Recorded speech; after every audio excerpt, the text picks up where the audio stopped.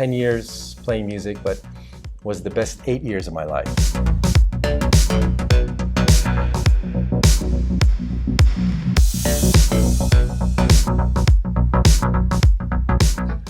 Thomas, I want to thank you for taking this morning to come here. It's a pleasure to be here. I really appreciate it. I've wanted you to come on from the moment that you first came to the club, which has been how many years now? Not even a year. No, next It month. hasn't been a year. September, See, right. shows you how bad I wanted you on. Coming up on a year next month. That just shows how bad I wanted you. There's something I saw in you. I saw a professionalism that I really admired. I feel this way. If anyone takes any position, what they're doing, I don't care if they're flipping pizzas, if they show enthusiasm and they show willingness to do it, I really appreciate that. Right. And don't you feel that way? Absolutely. I come to work, every day, you start the day with the attitude you want to come to work with. And my whole life, it didn't matter if I was washing dishes in a restaurant when I'm 16 years old or taking out the garbage or cleaning it. I'm going to make fun of it. I'm going to have fun doing it. No matter what I do, I'm going to make sure I'm having fun doing it. And sometimes it's not easy. But as a hotelier, it's long hours, and as you work your way up through the ranks, no matter what position you do, no matter what you do on a daily basis, you have to have fun. That's and true. I come to work and have fun every day. Where were you born? Where was I born? Yeah. In Chicago. In Chicago. How long did you live there all your adolescence? Well, until high school, and then joined the service. Do you have siblings? Yes, I do. 5. So where are you ranked among them? Number 2 of 5. I have an older brother. Okay. We're kind of spread out. Chicago, Arizona, Texas, and Japan. Okay, but your older brother is what? How much older? He's 4 years older than I. Then after that? My younger sister is 1 year younger. The next brother is 3 years younger than myself. And then my youngest sister was 71, so 7 years after me. Same mom and dad? Same. How are your mom and dad doing now? Both passed on. Oh, sorry to hear that. They got married later in life, Mm-hmm. so they were in their, they had a good life. My father just passed 2 years ago. He was 93. Oh, wow, that's not bad. And so my mother made it into her late 70s. So. Okay. Oh, and they stayed in Chicago the whole time? Correct. Okay. Polish Roman Catholic family. Okay, So, that's what I was going to say. I was going to say either you're Mormon or Catholic. You had Right. that many kids, 5 kids. But that's so rare. All my ancestors are from Poland, so I'm a thoroughbred Polak. All right. Both my mom and my dad grew up in Polish families. Of course, coming from Chicago, the high Polish American. But did they have so you had a lot of Polish friends when you grew up. Correct. Do you speak the language? When we were young kids, we had an au pair, an housekeeper, who she only spoke Polish. Okay. So she only spoke Polish to us. So we picked up words and phrases, and our grandparents, but I never learned the language, just the words and phrases. Have you been to Poland? I have, yeah. How many times? Often, or were you sent there as a kid? When I was living in Europe, the Iron Curtain came down, and we were able to freely go into Poland. So I went to where my ancestors are from, in Krakow. So I went to visit Auschwitz. Okay. It's a beautiful country. So tell me, what were you like as a little kid? Were you more academic or were you more sports-minded? A little bit of both. I wouldn't call myself an academic. I was a very, average student. I enjoyed sports. I was a musician, so I enjoyed the band. In fact, that's what I did in the military. I was in the Navy band. And what instrument? The trombone. Is that right? Yeah. The trombone. Okay. And so it was when I was a senior in high school. It was, do I want to go to college? And I enjoyed music. And the Navy band came to play at our high school, and they were having so much fun, and I enjoyed it. And I said, well, this would be cool to do, and I really liked music. So I set up an audition.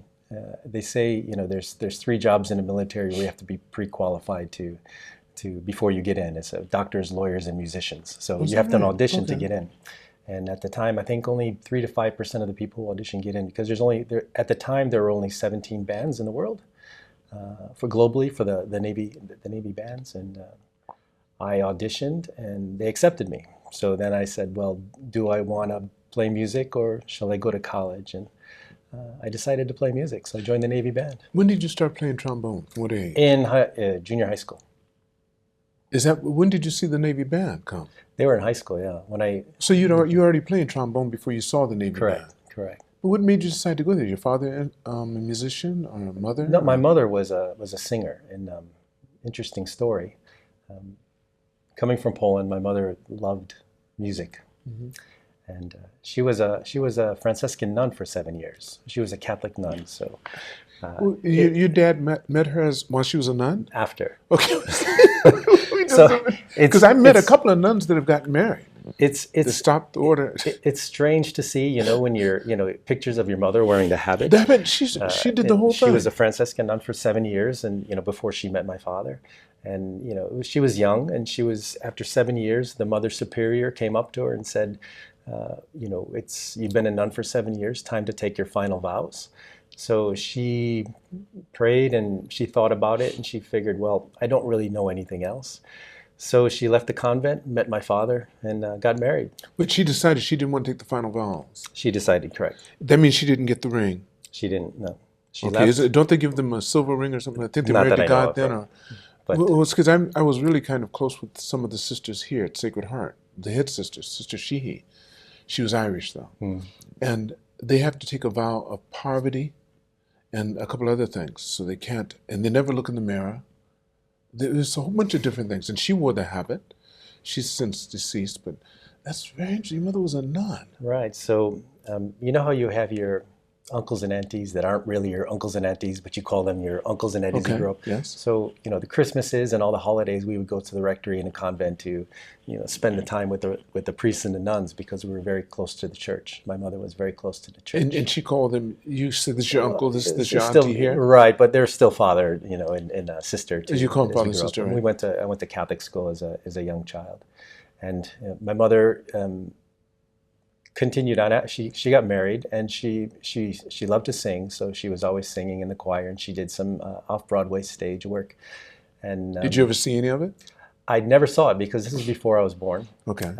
In fact, I have 5 brothers and sisters, and all of them pretty much tone deaf. They don't have any musical talent, and I was the one with all the talent. Right. You're the one that got it. So my mother would tell me that she was doing off-Broadway in the shows, and she got the biggest role of her life. And while she was doing that role, that's when she got pregnant with me. So I was in the womb when she was doing. I believe that makes a difference. But guess what the role was? What was the role? Maria in Sound of Music. Oh! Have you ever played that on your trombone? No. But Maria. but I was in the womb when my mother was singing Maria on stage. Wow. And so I do remember as a child going to midnight mass and hearing my mother singing Ave Maria at midnight mass. Oh, so you've heard your mother before? After, she would sing in choir at church, but I've never heard her on stage. Okay. And I remember even as a child just getting chicken skin and just tearing up hearing my mother sing, and it was always emotional to hear her sing. Did you learn to sing as well? Not professionally. Okay.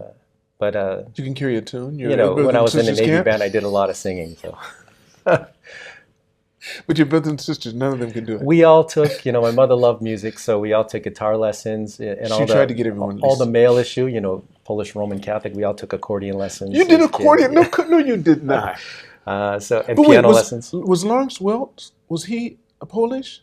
Lawrence Welch. You remember the show? Right. I don't know. They had the accordion. They had the bubbles in the background. Yeah. So when we were kids, my brother and I and my younger brother, we took accordion lessons and never followed through it. I mean, I was so young at the time, I don't remember it. That's the piano and right.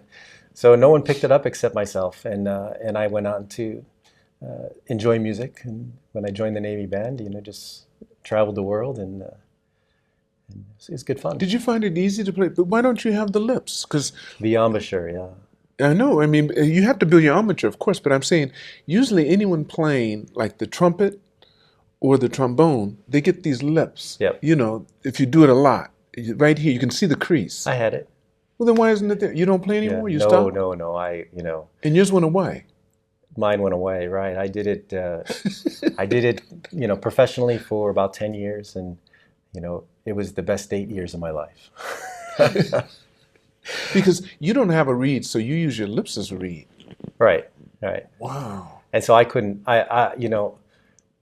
When I the second time I came to Japan, and I came on the JET program. We'll talk about what was the first time? The first time I was as an intern in university. So after I left the service, went to school, because I always wanted, the reason I got out of music was, you think of your future. If you want to get married, have kids, being a musician is not really a stable job. I enjoyed it, and it was fantastic, and I've performed in 42 different countries, just traveling around the world. And in the Navy? Yes. Okay. And it was good fun, but I always wanted the future. I always wanted to finish college. But prior to going into the Navy and going into college, had you traveled much? Not much, just with the family. As a family of 5 from Chicago, you can't, right. We drove a lot of places, but never been on a plane until I Did you get along with your siblings? Were you guys get along? When we were kids, not at all. Not at all. No. So you guys had your separate friends? We did. My sister and I were close in age, so we had a lot of the same friends. However, you always have sibling rivalries. challenges. That's true. But now, we're the closest. Right now you are. Do you have reunions? Do you get together? Try to get together once a year. So everyone's coming from different parts. So when I come in town, usually everybody tries to gather. Is everyone else still in Chicago? No, Texas was Phoenix. My youngest sister passed, so she doesn't come anymore. But my brother's in Texas now. So when usually we're coming to town, he comes in. My brother and sister are in the Chicago area. So you have only one sibling that's passed. Right. Your older brother's still with us? The other 4 are still. And do they all have children? They do. So your Uncle Thomas? I am. My wife and I are the only ones without kids, but we have plenty of nieces and nephews. So. That's right. And they're pretty old now, wouldn't they be? They are, in their 20s so or so? My sister is a grandmother. My younger brother is close to being grandmother. Both my sisters are grandmothers, actually. But you're talking about also the one that passed. Right. And she had children, too. She had 3 kids, yes. And grandchildren. Well, she has grandkids now. She would have, yeah. Right.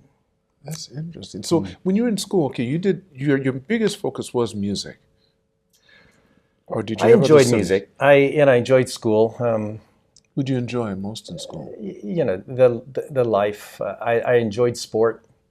I was never great at sports, but I really enjoyed doing sport. Now this wasn't Catholic. No. I went to high school, it was public school. Okay. And I think I just had my friend base and just enjoyed school life. But it was neither great nor was it terrible. It was just something that I went through in life. All right. So you don't have any real strong memories about any particular teachers? I do. Of course, my band teacher. He was also military in the Navy. He was in the Army band. Okay. So when he found out that I was accepted into the Navy band, he spent a lot more time trying to tell me what it's all about. And so yeah, he was. There were a couple others that I really enjoyed.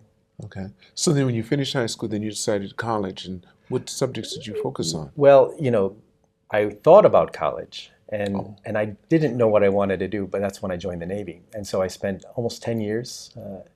I did 3 tours in Charleston. I was with the NATO band in Italy and Pac Fleet, the 7th Fleet band in Hawaii.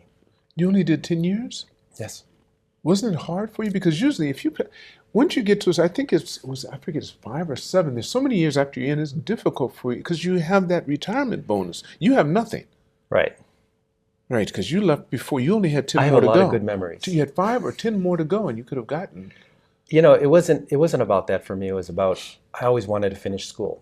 And as I mentioned, 10 years playing music, but was the best 8 years of my life. The last 2 were, I was to the point where having so much fun, I wasn't concentrate on music anymore. I just wanted to, after the gig was over, just go out drinking and have fun and I didn't find myself at the professional level where I should be. What caused that? Just life. How old were you at the time? Mid-20s. Okay, all right, I got it. Okay. You're at that time. You said, hey. You're having fun because you're playing in a band, traveling around the world. We did the Bob Hope show when he in the Persian Gulf. We did when we were sent to Thailand to do a national tour for the King's 60th birthday. We did tours, European tours. We just did a lot of fun things, a lot of travel, and enjoyed it. But I always thought about the future. What's next? I can't do this forever.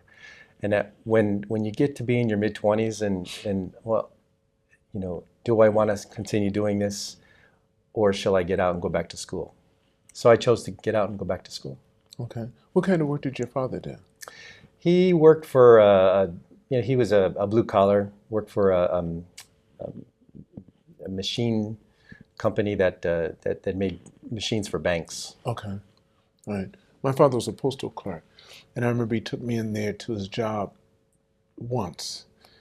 And that's before it was really mechanized. And I watched him take a handful of letters, look at the zip codes, and just, in each section, and like as if he wasn't really even looking at it. And he just went boom, boom, boom, boom, boom, boom. And I thought about that. And when I got out the service, I was in the Air Force, and I was drafted. This was during Vietnam. So I got a draft notice. I told my father when I finished my 4 years, 8 months that I wanted to get out. He said, well, you could work in the post office, federal job, and you 16 more years, you're good. I said, Dad, I can't do that. I'm going to go back to Japan. He thought I'd lost my mind. Excuse me, your father, how did he feel about your travels? Had he been in the service? He was. He just did a few years. Korean War?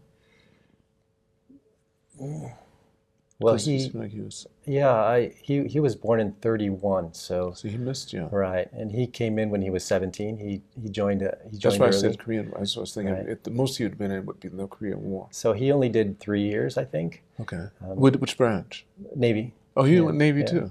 So then I'm sure he had something to say to you. Any of your other siblings going to the military? My older brother was in the Air Force. You had to do basic training too, didn't you? We did. I was in regular basic training, but when the musicians, we were in, what do they call it? It's been a long time.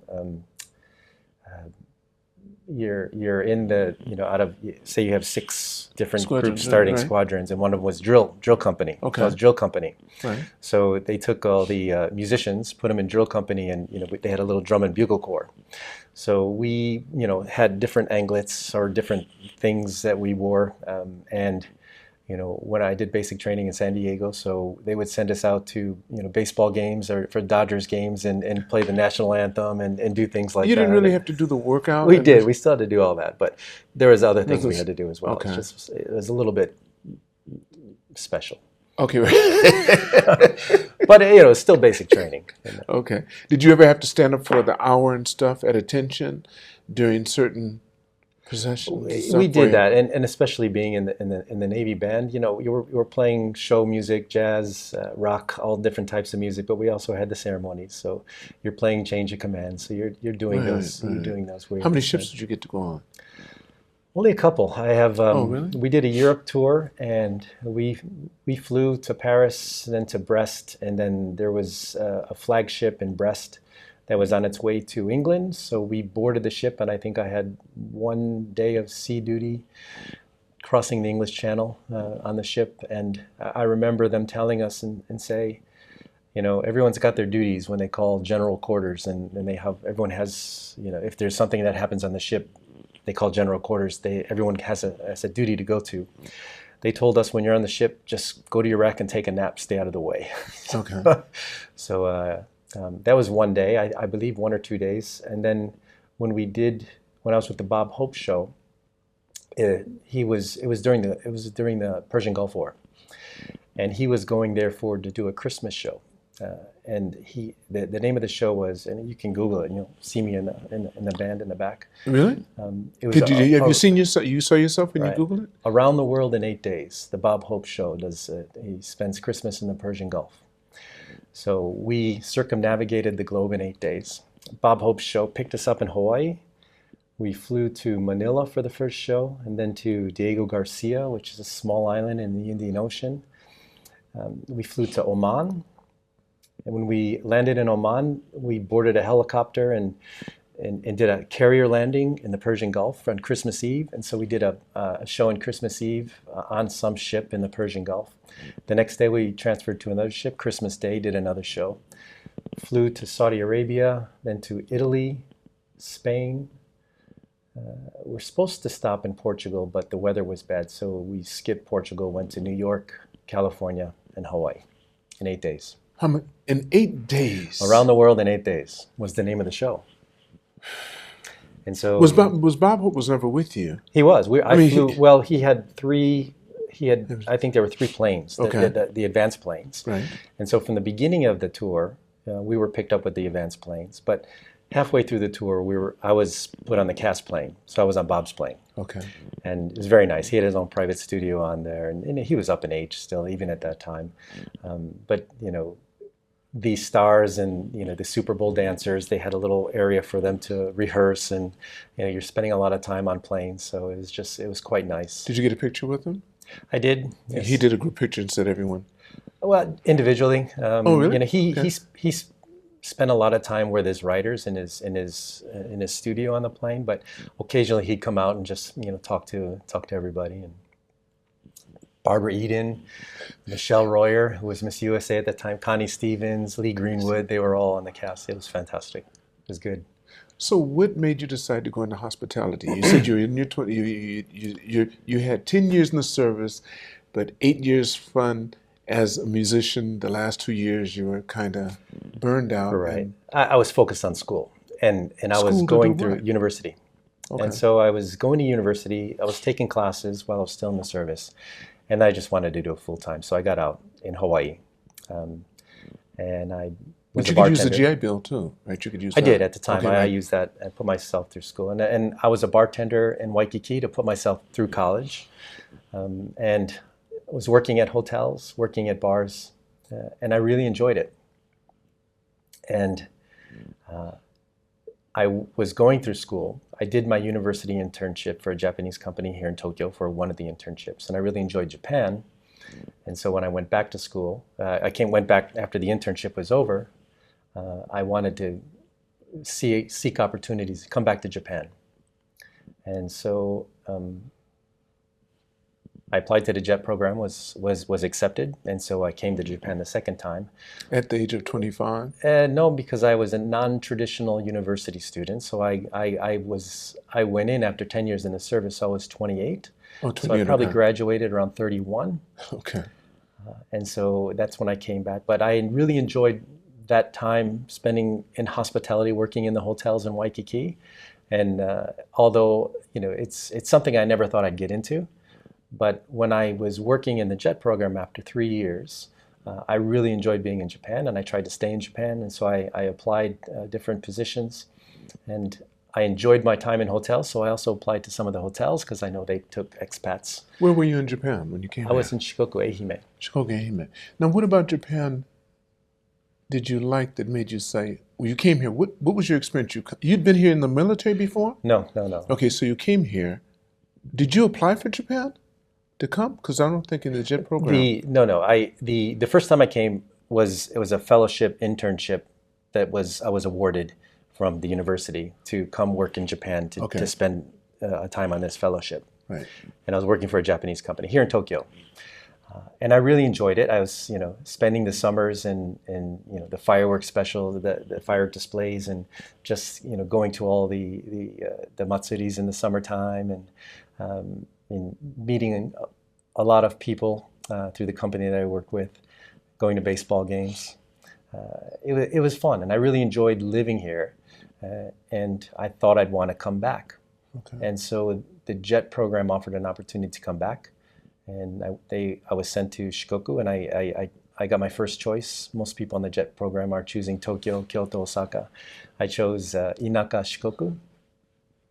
And one of the reasons I did that was while I was working in Waikiki, I was working at a Japanese steakhouse and sushi bar as a bartender. One of our regular guests, he was a Japanese guy living in Hawaii.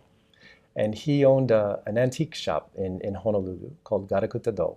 And what he did is he would fly back to Japan, visit the rural areas, he'd rent a truck, and during the Sodai Gomi, he would pick up all this furniture and all these old stuff that people would throw away, put it in a truck, hire a container, ship it back to Hawaii, restore it, and he would sell these beautiful Japanese antique pieces for quite a lot of money, between $3,000, $4,000, $5,000 just for a tansu that he picked up out of the garbage. And he knew I was studying as my minor. I was a Japanese studies, culture, history minor, and so I interned with him a little bit. So he knew that I was fascinated with Japan culture. So he would bring me to his shop and show me how he restores the pieces, and I spent some time with him. And when I was accepted in the JET program, through the application process, he says, if you really want to enjoy Japanese culture, go to somewhere rural and don't go to the cities. And so Shikoku, pretty much everywhere in the whole island is rural. So I chose rural Shikoku, and sure enough, that's where they sent me, and I loved it. I've ridden my motorcycle all around Shikoku. And I told my assistant here, if I was to move any place outside of Tokyo, it'd be Matsuyama. Matsuyama, Shikoku. right. I'd love it. Because it has an airport. Mm-hmm.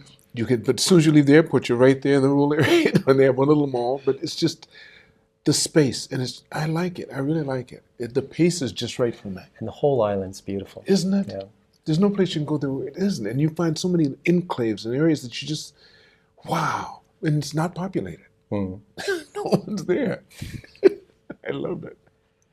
Yeah, wow. So you stayed there for how long? Just 3 years. And so after my contract was up, I wanted to stay in Japan. I couldn't find a job in Japan. However, I sent applications and I applied to some of the hotels because, I enjoyed my time working my way in through college. And as a bartender in Waikiki, I said, well, hotel work sounds nice. So I applied to some hotels, and I got a response from the Hyatt in Guam.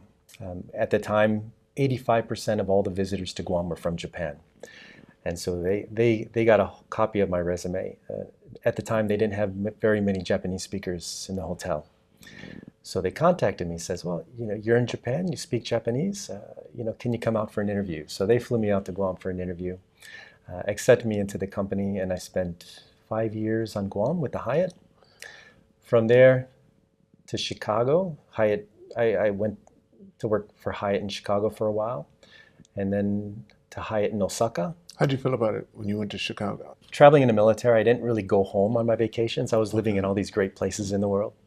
And so when I had my vacation, I would, I was living in Europe, so I would travel in Europe, living in Hawaii, I'm going to go to Southeast Asia. I didn't really go home. And so this is before internet, before social media. So my only correspondence with my family was, the Christmas cards and the birthday cards. You don't really watch them grow in their lives because you don't have the social media impact. Or in size. So I was working in Guam after 5 years, and it's been maybe 20 years since I've been home. And I get a call from my brother, and oh my goodness, I'm at work, and he called the hotel. Obviously they knew where I was at, and wow, why is my brother calling me? And all of a sudden my heart stopped. And he says, well, mom's not good. She was diagnosed with brain cancer and she only has a few months left. So that's when I decided, okay, it's time to go home. So at first I took a leave of absence from work. I took some time off, and I said, listen, my mom only has a few months left. I was away for 20 years. So I left and went back to Chicago and decided I'm just going to be my mother's caretaker in her final months, which was a wonderful experience. A couple months turned out a lot longer than expected, which was a good thing. My mother, she wasn't ready. Yeah, she wasn't ready, and she was happy every day. And she was lucid. She was lucid, able to talk with you. Yes. No problem. And so I was, I would, she had brain cancer, so she started losing mobility in her body. So what I would do is I would pick her up, take her in a wheelchair, put her in the car, and take her to visit her friends. And, she'd go, do all the things that she did with her friends. And I was just there on hand to be her, to help her out.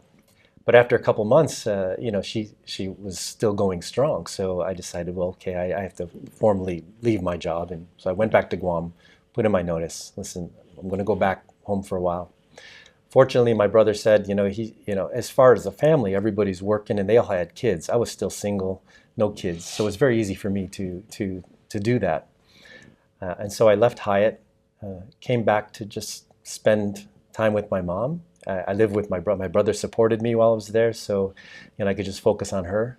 And she made it a couple more years, and I just absolutely loved it. Oh, that's beautiful. That is beautiful.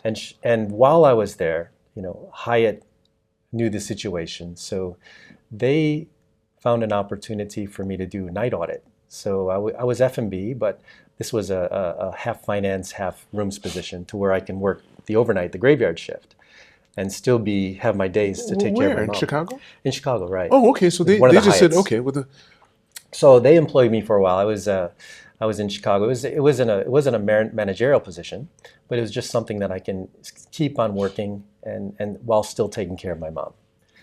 So when the time came, Hyatt contacted me again and says, well, we looking for Japanese speakers in Japan.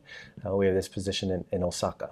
So they transferred me to the Hyatt Regency Osaka. So this is after your mother passed? Correct. Well, she was still in her final. She was at this time, the opportunity came and she was at the end. Okay.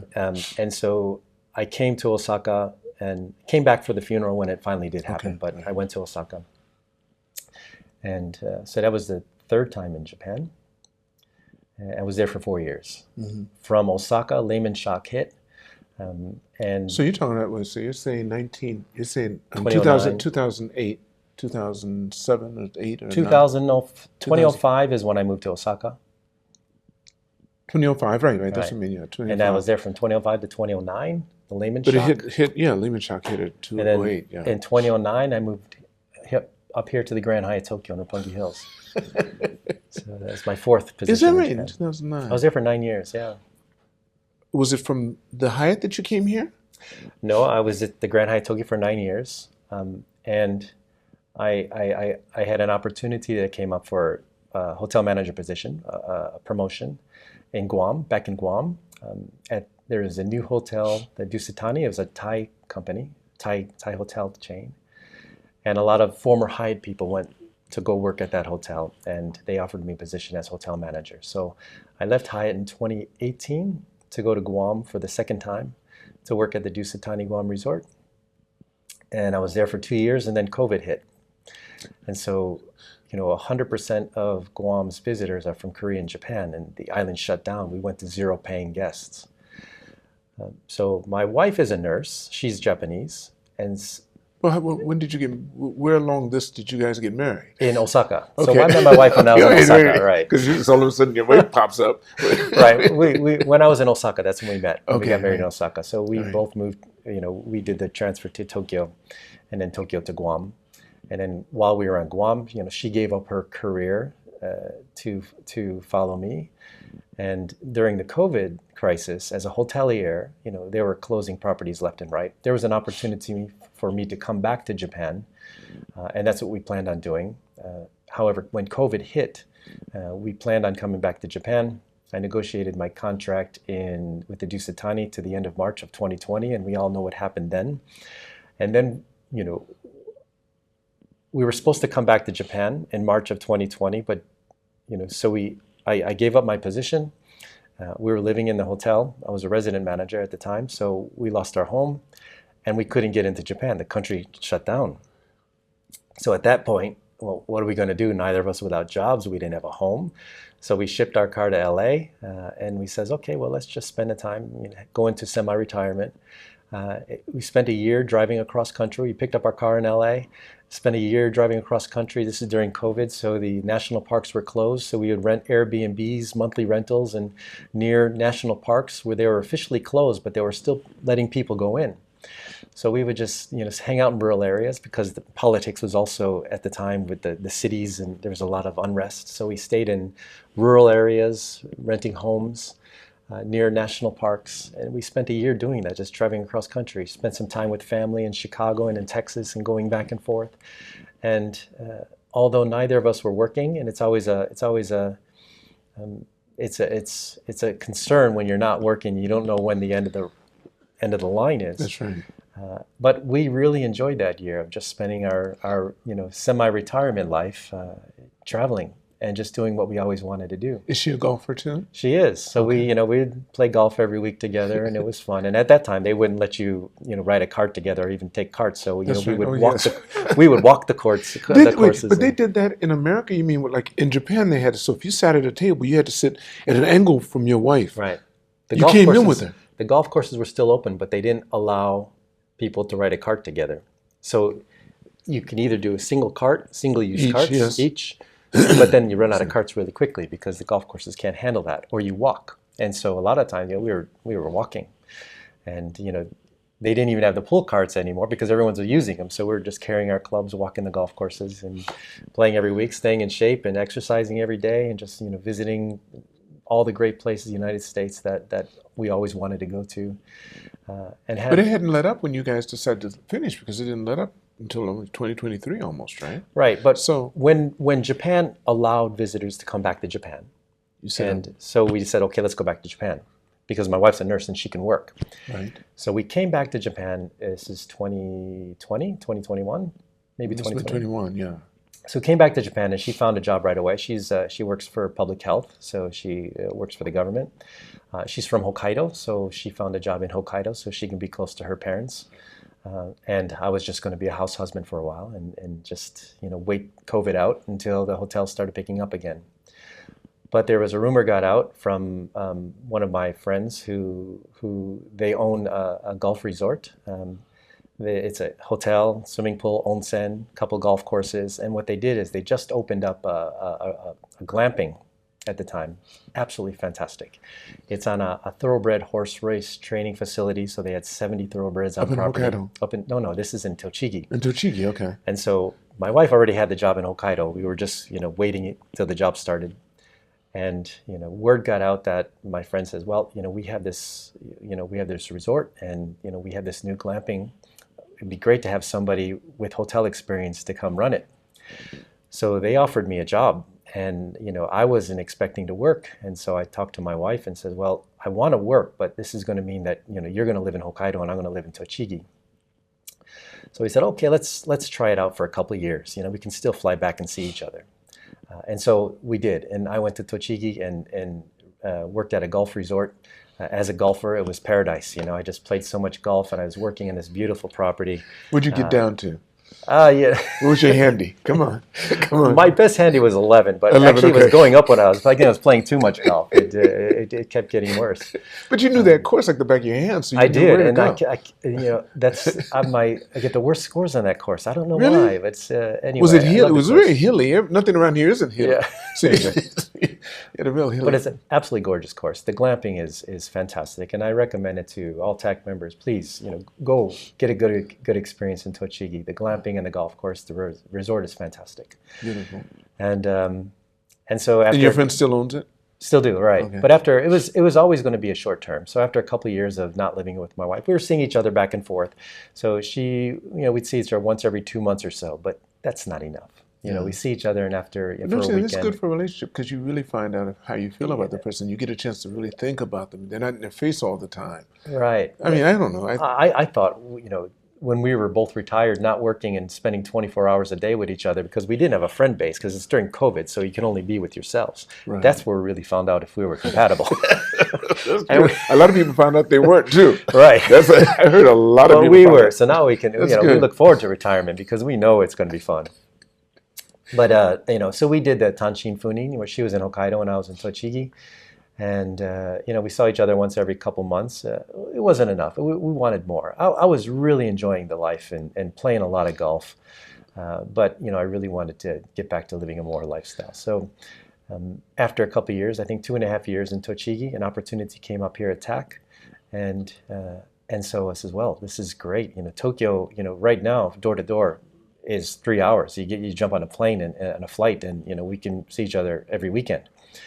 So here I took the opportunity here at TAC, and here I am in Tokyo, and so we're still doing the tanshin funin. She's still in Hokkaido, I'm still here, but we could see each other every weekend, and I go up there once a month, once or twice a month. She comes down here once or twice a month, and so we still see each other on the weekends. And with any luck, her transfer will go through, and she'll be moving down here next April. She's going to work down here? Right. And is it going to be the same career? Right. The same company, or is it different? Well, she's working for the government. She's a public servant.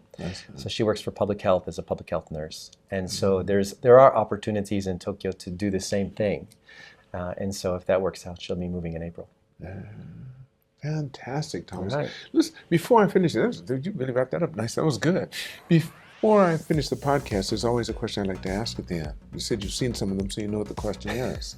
If you could go back in time magically and meet the younger Thomas and give him advice based upon what you know now, how old would he be, and what advice would you give him?